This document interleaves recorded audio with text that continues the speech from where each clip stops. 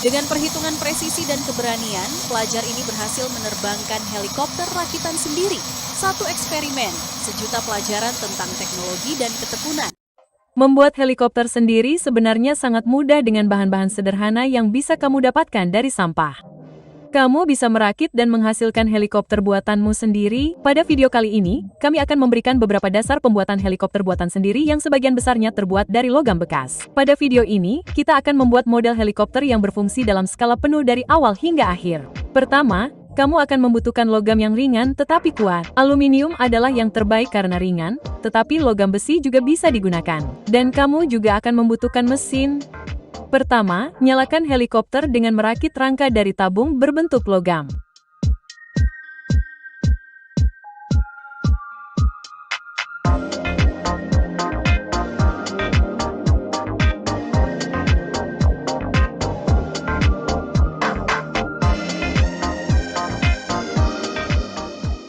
Akan lebih baik jika kamu memulainya dari bawah dan naik ke atas. Mulailah dengan mengelas roda pendaratan, lalu lanjutkan dengan badan pesawat. Sebaiknya hindari penggunaan banyak logam karena dapat memberikan beban yang terlalu berat pada helikopter, sehingga helikopter tidak dapat terbang.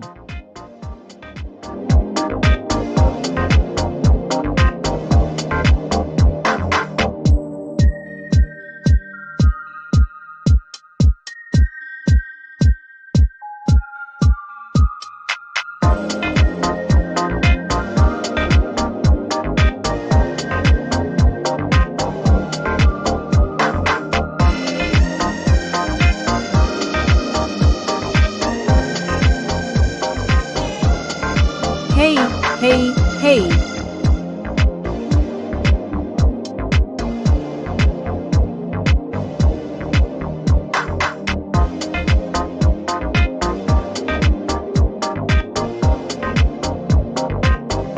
Setelah rangka dasar siap, las tepi gelagar ke sana yang akan dipasangi baling-baling. Kemudian las pipa lain untuk ekornya. Kerangka utama helikopter sudah siap. Sekarang kita perlu mencoba mesinnya.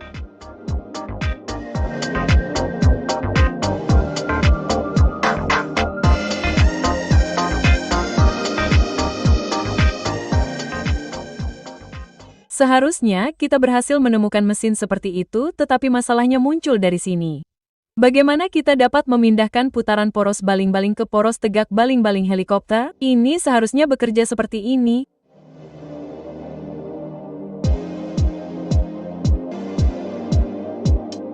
Kita membutuhkan roda gigi reduksi yang akan memindahkan putaran pada sudut 90 derajat. Kita juga akan membuatnya dari besi tua dan semua benda yang berhasil kita temukan di tempat pembuangan sampah.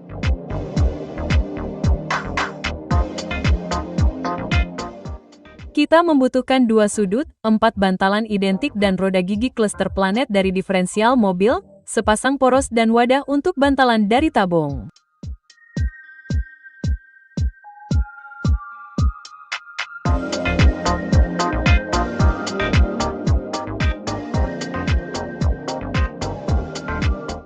Kita perlu sedikit mengurangi diameter pipa untuk menekan bantalan dengan kencang.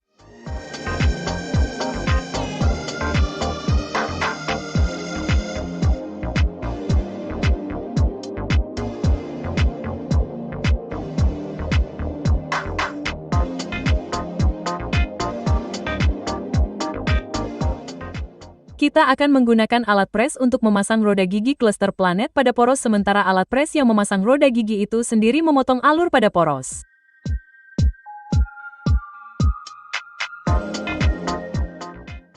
Cincin penahan akan digunakan untuk fiksasi.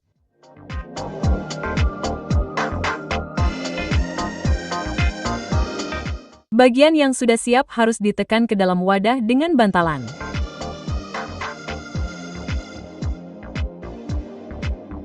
Di sisi lain, kita membutuhkan bantalan lain untuk memperkuat konstruksi dan menghilangkan permainan radial.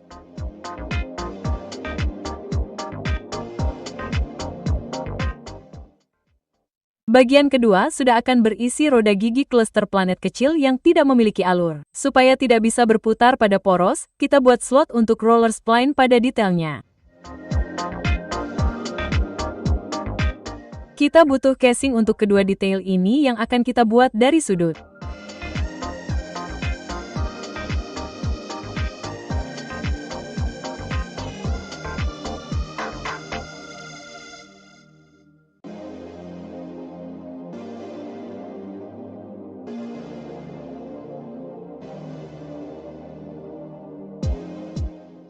Las penutup di sisi-sisinya dan dapatkan roda gigi reduksi sudut. Beginilah cara putaran akan ditransfer ke baling-baling dengan reduksi 1/2. Kita perlu memasang tanda bintang pada salah satu poros.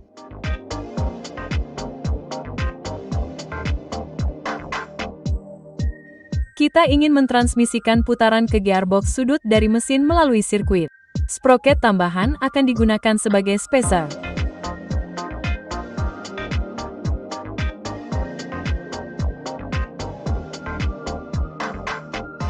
Omong-omong, dimungkinkan untuk memasang beberapa peralatan tambahan seperti generator ke dalamnya. Casing roda gigi reduksi akan menjadi penghubung dua bagian gelagar. Las casingnya ke pipa yang dilas sebelumnya. Kita akan meletakkan platform untuk mesin di dekatnya dan segera mencobanya.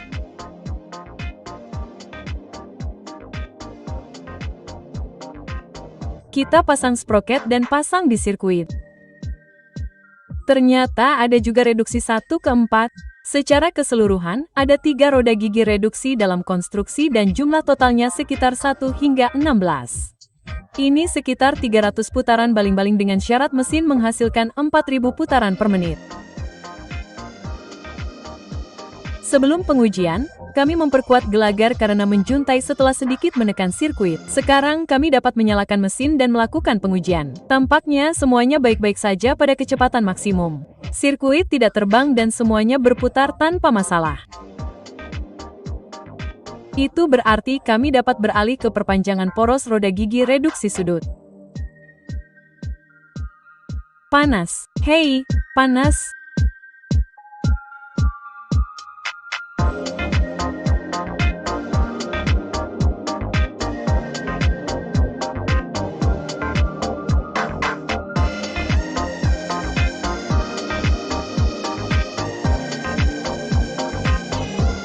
Hei, hei, hei.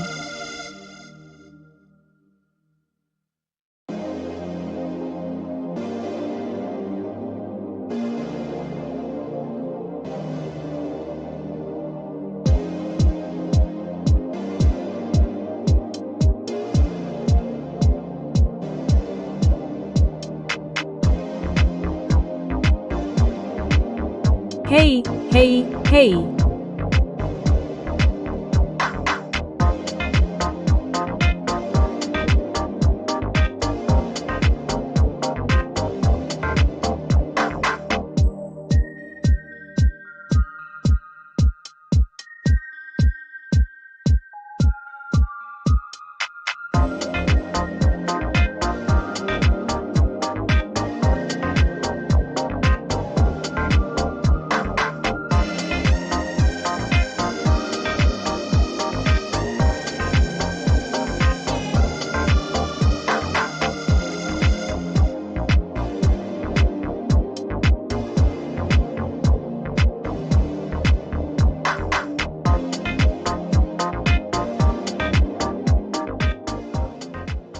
Pipa akan berfungsi sebagai poros.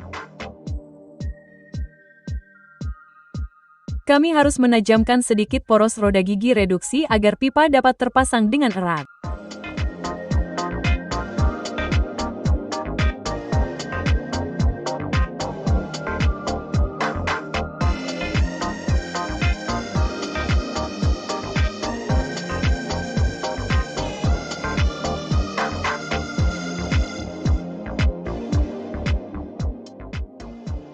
Kami mengelas dan meluruskan secara bertahap menggunakan tripod.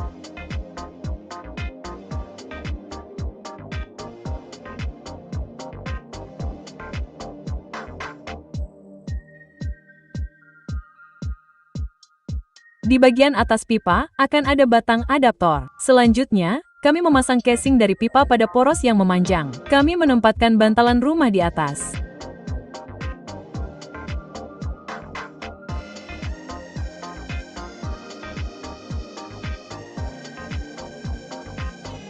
Kami kemudian menyalakan mesin dan memeriksa putaran poros.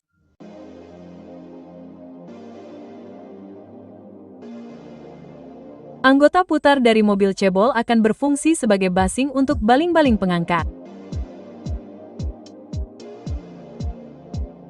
Ini akan sempurna untuk kemiringan baling-baling udara. Kami melihat semua kelebihan dari detailnya.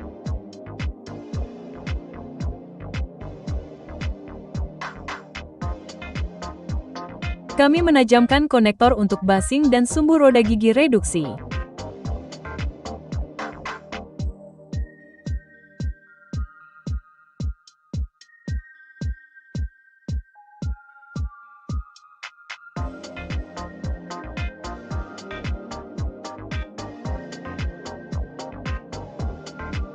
Anggota putar sebelumnya harus dipasang ke gelagar. Untuk tujuan ini, kami memasang sepasang braket padanya. Kami juga membuat sepasang braket untuk memasang basing ke gelagar.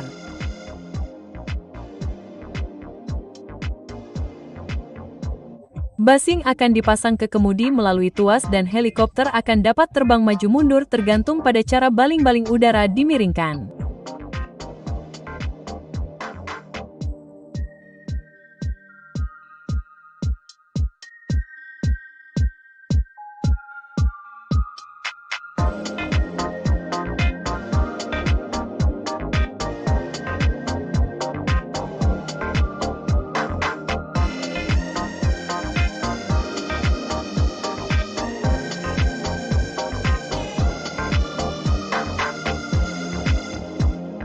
Hei, hei, hei.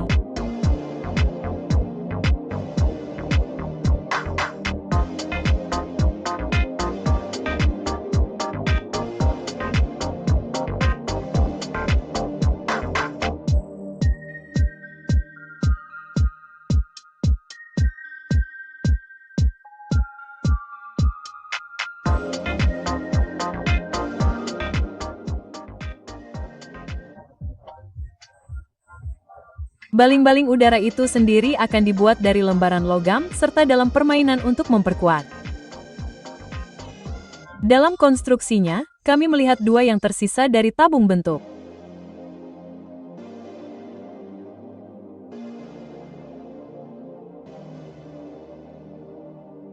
Dayung itu sendiri akan dipasang ke cakram rem melalui tabung.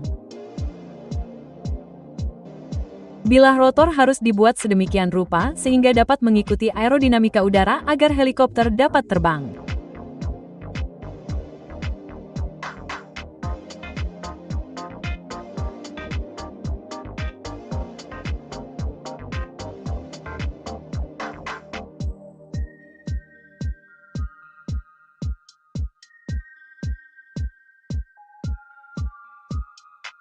Baling-baling udara itu ternyata berukuran sekitar 5 meter. Kami memasangnya pada basing dengan baut. Karena kemiringan dayung tidak dapat dikontrol, kami memasangnya pada posisi lepas landas, yang seharusnya memungkinkan, begitu pula dengan karakter karatnya. Kami tidak tahu apakah itu mungkin dan membuatnya sesuai dengan gambar yang kami temukan di tempat pembuangan sampah. Kami bahkan bertanya-tanya apakah mungkin untuk menjaga ketinggian dengan desain baling-baling udara seperti itu. Kami menguji seluruh konstruksi dari jarak jauh, karena kami sama sekali tidak yakin tentang keandalannya.